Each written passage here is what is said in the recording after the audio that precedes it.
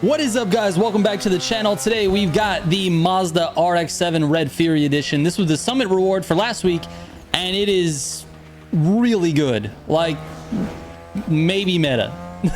Let's get into it. Let's go.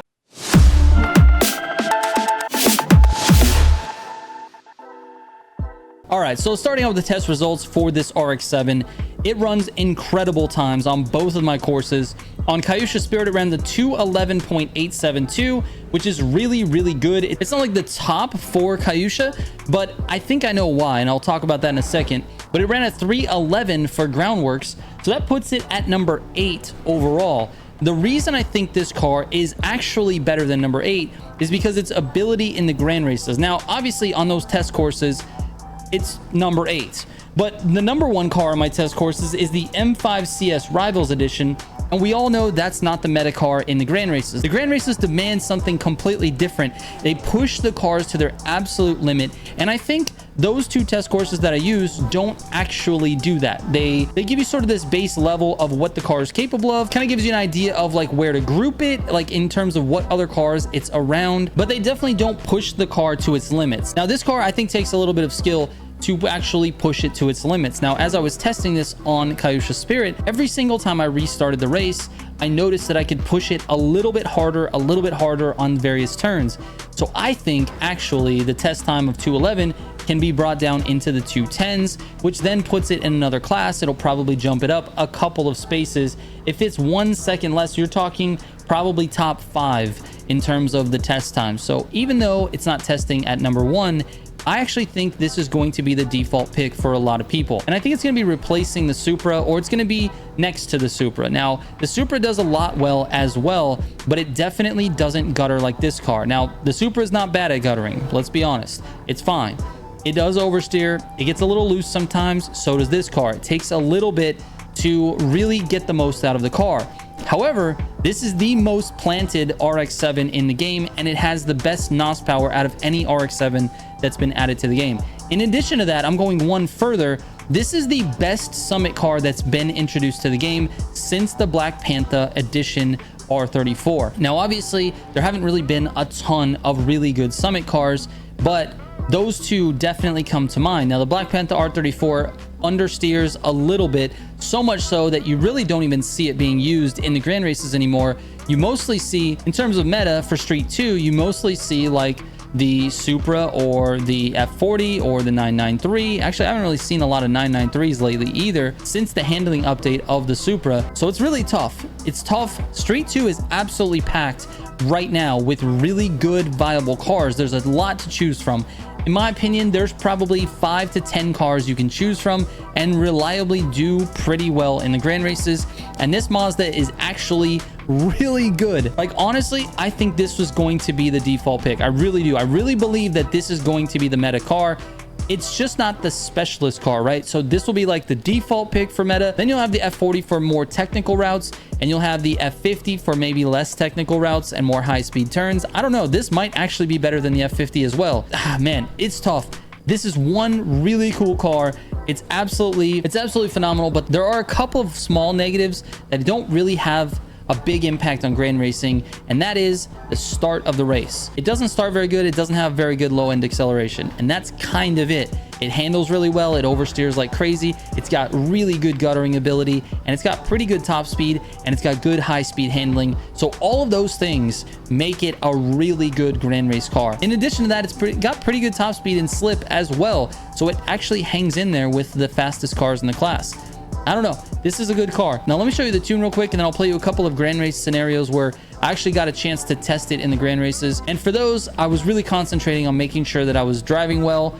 And I mean, I don't ever drive really well, but I was driving as well as I could. So I don't have any commentary, and my face cam's not on those ones. It's just 2 sections where I'm in Street 2 and I got to use the RX-7. So there you go. Let's take a look at the tune and we'll get to that.